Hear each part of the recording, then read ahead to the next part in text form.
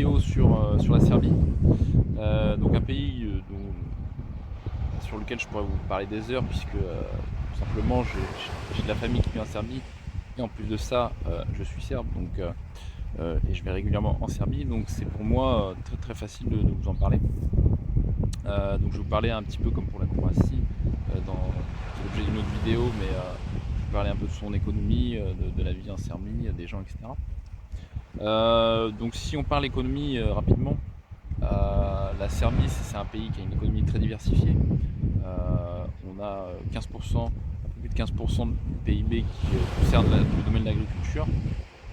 27, 27-28 qui correspond à l'industrie, parce qu'il y a pas mal d'usines qui s'installent en Serbie et certaines qui sont là depuis longtemps, comme l'usine Fiat qui fait les Fiat 500L que beaucoup de gens connaissent en Europe, hein, mais très peu de gens savent que ces véhicules sont faits en Serbie. Et donc vous avez le reste qui va être 52-53 de l'économie qui concerne les services. La Serbie exporte à 70% quasiment, ouais, 67%, mais vers l'Union européenne, ses produits, ses services. Donc un pays qui est très très relié à l'Europe, hein. Enfin à l'Union européenne, parce que l'Europe c'est la Serbie. Mais voilà, vous avez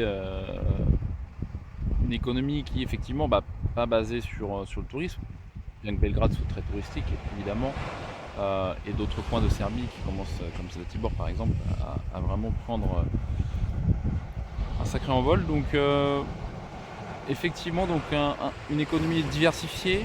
Alors un coût de la vie qui est extrêmement intéressant, puisque si vous trouvez par exemple que le Monténégro est pas cher, quand vous allez en Serbie, vous allez halluciner.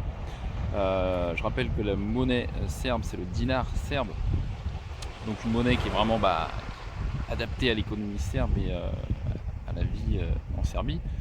Donc si je vous dis pas de conneries, avec 1 euro, on peut avoir 110 dinars, entre 100 et 110 dinars.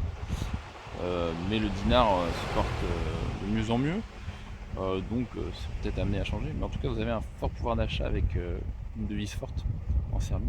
Donc ça c'est super intéressant. Après qu'est-ce que je peux dire d'autre? Donc ouais, le coût de la vie, je vous dis, c'est incroyable. Le style de vie en Serbie, alors effectivement il n'y a pas la mer en Serbie, mais par contre vous avez beaucoup de rivières, de lacs et montagnes, et toute la partie nord de la Serbie, la Voïvodine, ce qu'on appelle le grenier de la Serbie, essentiellement c'est des terres, enfin c'est de la plaine essentiellement. Donc vous avez, j'allais dire, un petit peu le choix en Serbie d'habiter soit en montagne, en moyenne montagne, et en plaine, tout simplement. Novi Sad, Belgrade, tout ça c'est la plaine, Subotica, etc.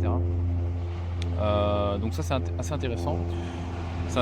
En Serbie, pardon, vous êtes vraiment près de beaucoup de pays, hein. Vous êtes en position centrale, donc vous voulez partir en week-end à Vienne, vous voulez partir en week-end à Bratislava, à Budapest, je vous en parle même pas, c'est à côté. Et puis la Roumanie également, est pas loin, Timișoara, qui est une très belle ville. Vous avez la Bosnie juste à côté, et Monténégro. Donc question lifestyle, c'est assez intéressant parce que la Serbie vous offre non seulement à l'intérieur de la Serbie une grande variété de paysages et accès à des destinations vraiment variées de par sa position centrale. Ce qui est intéressant aussi avec la Serbie, c'est aussi au niveau des avions. Vous êtes à Belgrade, vous avez des vols directs pour New York par exemple, Abu Dhabi, Moscou, etc. Donc vous êtes vraiment dans une position très avantageuse si vous faites du business et que vous avez besoin de vous déplacer sur la planète entière. Belgrade est vraiment, j'allais dire, the place to be, quoi. C'est au niveau avion, il n'y a pas photo. L'aéroport en plus est en développement, c'est la France qui a investi avec Vinci pour développer l'aéroport de Belgrade. Donc la position du pays est excellente.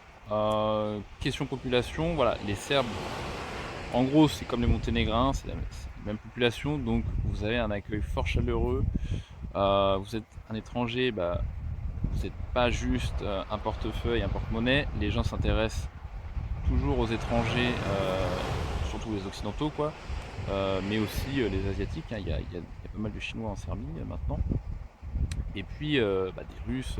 C'est un point de rencontre, hein, de toute façon donc vous avez une variété, d'expatriés qui est, assez intéressante en Serbie. Belgrade, évidemment, à Belgrade, vous avez beaucoup d'expatriés. Donc juste à Belgrade, vous avez 3000, entre 2500 et 3000 Français et donc je ne parle même pas de toute la Serbie. Donc voilà, c'est un pays qui se développe, comme je vous l'ai dit, à grande vitesse. Je veux dire, ce qui se passe en ce moment en Serbie au niveau d'investissement et du développement, c'est du jamais vu. C'est comme le Monténégro, c'est du jamais vu. C'est du jamais vu. Il n'y a aucun pays en Europe qui peut dire aujourd'hui qu'il y a plus de choses qui se passent qu'en Serbie. C'est juste impossible, quoi. Donc il y a beaucoup d'énergie. Et ça, c'est quelque chose que vous pourrez ressentir facilement. Et comme je vous dis, les gens sont très intéressants, très accueillants. Donc et la culture en Serbie, il y en a des pages. Il y a des pages, des musées, des forteresses, des monastères. Il y a de quoi visiter, hein, rien qu'en Serbie, hein, c'est impressionnant. Donc je dirais que vous avez avec la Serbie une situation économique qui est extrêmement favorable. Vous avez aussi, comme je dis, une position du pays qui est intéressante. Et c'est pas demain que le pays va tomber puisque c'est tout simplement voilà, un pays qui roule.